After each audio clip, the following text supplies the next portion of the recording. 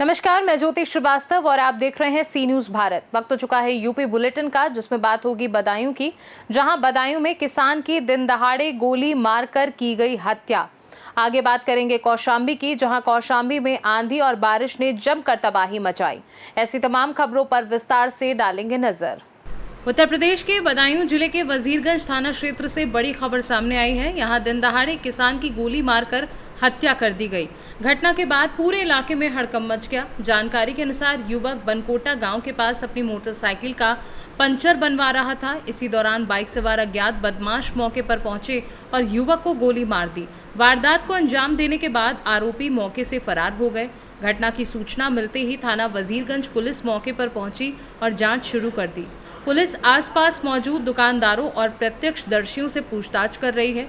दिन दहाड़े हुई इस हत्या के बाद क्षेत्र में दहशत का माहौल है। घटनास्थल पर भारी संख्या में पुलिस बल तैनात है। मामला थाना वजीरगंज क्षेत्र के बनकोटा गांव का बताया जा रहा है। आज दिनांक 17 जून को सायंकालीन वजीरगंज थाना पुलिस टीम को सूचना मिली कि एक व्यक्ति जिसकी उम्र लगभग 60 वर्ष है, किसी अज्ञात व्यक्ति के द्वारा गोली मार दी गई है और गंभीर अवस्था में है। पुलिस टीम तत्काल मौके पर पहुंची और जिला अस्पताल के लिए मजरूह को रवाना किया गया, जहां चिकित्सक के द्वारा उनको ब्रॉड डेड घोषित किया गया। इस संदर्भ में परिजनों से संपर्क कर तहरीर ली जा रही है। शीघ्र ही इसमें अभियोग पंजीकृत कर घटना का सफल अनावरण सुनिश्चित किया जाएगा। बदायूं से सी न्यूज संवाददाता प्रताप सिंह की रिपोर्ट। उत्तर प्रदेश के कौशाम्बी से एक दर्दनाक और सवाल खड़े करने वाली खबर सामने आई है। रोजगार के लिए महाराष्ट्र के पुणे गए 30 वर्षीय मोहम्मद नईस की हत्या कर दी गई, लेकिन अब परिवार का आरोप है कि हत्या के बाद भी उन्हें न्याय नहीं मिल रहा। मृतक की पत्नी का कहना है कि चंदन नगर थाना पुलिस उनका फोन तक नहीं उठा रही, न एफआईआर की जानकारी दे रही और न ही पोस्टमार्टम रिपोर्ट उपलब्ध कराई गई। परिजनों का आरोप है कि घटना के कई दिन बीत जाने के बाद भी उन्हें ना एफआईआर की कॉपी दी गई और ना पोस्टमार्टम रिपोर्ट उपलब्ध कराई गई। परिवार का कहना है कि उन्हें यह तक नहीं बताया गया कि मामला हत्या की धारा में दर्ज हुआ है या नहीं। सैकड़ों किलोमीटर दूर यूपी में बैठा परिवार अब इंसाफ की गुहार लगा रहा है। घटना को लेकर गांव में नाराजगी का माहौल है। ग्रामीणों ने मामले की उच्च स्तरीय जांच की मांग की है। स्थानीय स्तर पर जनप्रतिनिधियों से भी हस्तक्षेप की मांग की जा रही है। परिजनों का दावा है कि उन्होंने संबंधित थाना प्रभारी से संपर्क करने की कोशिश की, लेकिन बात नहीं हो सकी। पुलिस की आधिकारिक प्रतिक्रिया आने का इंतजार है। मोहम्मद नईस, जिसका मर्डर हुआ पूना खराडी में 12 तारीख को, मैं उनकी पत्नी हूँ। उसका मर्डर हुआ है, उस दिन प्रशासन से बात हुई है। उस दिन के बाद कोई पुलिस वाले मेरा फोन नहीं उठा रहे। जिनको पकड़ा है, क्या उनको पुलिस वालों ने फोन दिया है? मुझे उनकी खबर मिलना चाहिए। क्या नहीं, क्या उनको छोड़ दिया गया है? मेरे 3 बच्चे हैं, मैं इनको कहाँ लेके जाऊँ? मेरी पुलिस वाले कोई सुनाई नहीं कर रहा। जो पकड़े गए उनकी खबर मुझे चाहिए, उनके साथ क्या हुआ क्या नहीं। पुलिस वाले मेरा फोन उठाए, मुझसे बात करें, मुझे पूरी हकीकत बताएं। कौशाम्बी से सीनू संवाददाता एफ वसीम गाजी की रिपोर्ट। कौशाम्बी में आंधी और बारिश ने जमकर तबाही मचाई। नगर पंचायत क्षेत्र में तेज आंधी और बारिश ने कहर बरपा दिया। सैकड़ों पेड़ गिरकर जमींदोज हो गए। आम और महुआ के बाग भी इसकी चपेट में आ गए, जिससे भारी नुकसान हुआ। कई लोगों के घरों की टीन उड़ गई तो कहीं पेड़ घरों पर गिर गए। कई वाहन भी आंधी की चपेट में आकर क्षतिग्रस्त हो गए। वहीं बिजली के पोल टूटकर गिरने से इलाके की बिजली आपूर्ति भी पूरी तरह ठप हो गई। हुआ है, ये आंधी आई है, कितना क्या नुकसान हुआ है? देवीगंज बाजार में आंधी के साथ साथ तेज बारिश भी हुई और बारिश इतनी तेज थी, आंधी भी इतनी तेज थी कि देवीगंज बाजार में व्यापारियों का बहुत भारी नुकसान हुआ। और जैसा कि आप देख सकते हैं, ये मेरी दुकान थी, अभी 1 हफ्ते पहले ही मैंने 3 सेट की दुकान इसमें डाली थी, तो मेरा हज़ारों का 50 हज़ार का यहाँ नुकसान हो चुका है। मेरा माल जो इसी में सब दबा है, पड़ा है। और ये मुर्गे की दुकान भी थी, यहाँ भी पूरी दुकान तहस नहस हो गई। मजदूर लगा कि किसी तरह अपन कर रहे हैं। देवीगंज बाजार में दर्जनों बिजली के खंभे गिरे हैं गिरे हैं और कई दर्जन पेड़ भी गिरे हैं, पेड़ की डगालें भी गिरी हैं। लोगों की टीन उड़ के उड़ चुकी है, पता भी नहीं लग पा रहा है कि टीन सेट कहाँ गई। लोगों का बहुत नुकसान हुआ। क्या नाम है आपका? मेरा नाम मोहम्मद अकरम है, नगर पंचायत दारा नगर कड़ाधाम कौशाम्बी। कौशाम्बी से सीनू संवाददाता एफ वसीम गाजी की रिपोर्ट। प्रयागराज के मेजा थाना क्षेत्र में हुए चर्चित ट्रिपल मर्डर कांड को लेकर दूसरे दिन भी गांव में भारी आक्रोश देखने को मिला। परिजनों ने आरोपियों के खिलाफ सख्त कार्यवाही और बुलडोजर कार्यवाही की मांग को लेकर प्रदर्शन किया। पुलिस और प्रशासन के समझाने के बाद करीब 29 घंटे बाद तीनों शवों का अंतिम संस्कार कराया जा सका। पुलिस और प्रशासनिक अधिकारियों ने मौके पर पहुंचकर लोगों को समझाया, जिसके बाद करीब 29 घंटे बाद तीनों मृतकों का अंतिम संस्कार कराया गया। पुलिस जांच में सामने आया कि वारदात को अंजाम देने के बाद आरोपी बाइक से फरार हो गए थे।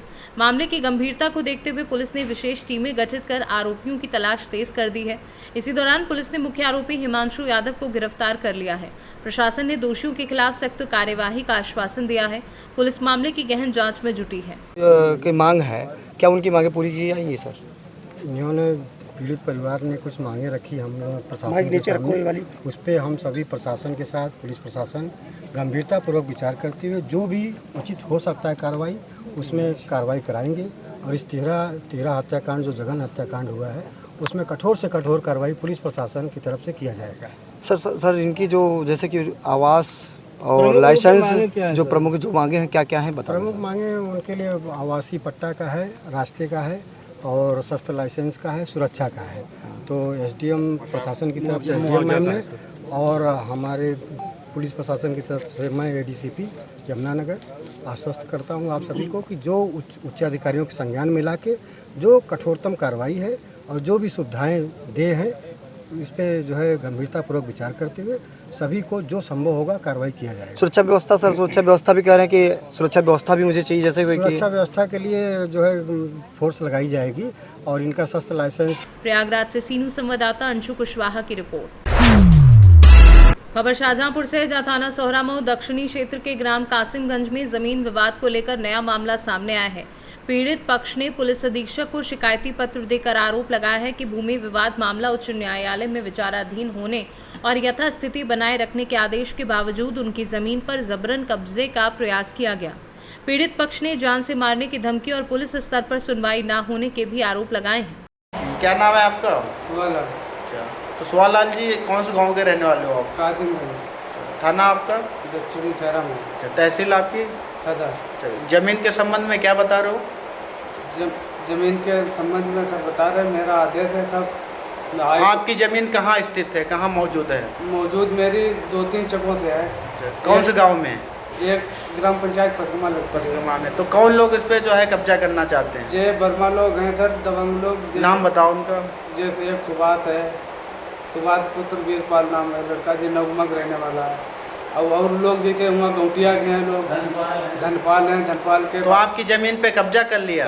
जमीन आपकी है? जमीन सर मेरे। तो आप जो है प्रशासन को बताते कि जमीन पे कब्जा हो रहा है, वहाँ पे कब्जा कर लिया है? सर मैंने प्रशासन को, डीएम साहब को, कप्तान साहब को, थाने में सर और लेखपाल सभी हर जगह सर हमने एप्लीकेशन दी है। आपका न्यायालय में भी कोई विवाद चल रहा था? न्यायालय में सर मेरा हाईकोर्ट में चल रहा है।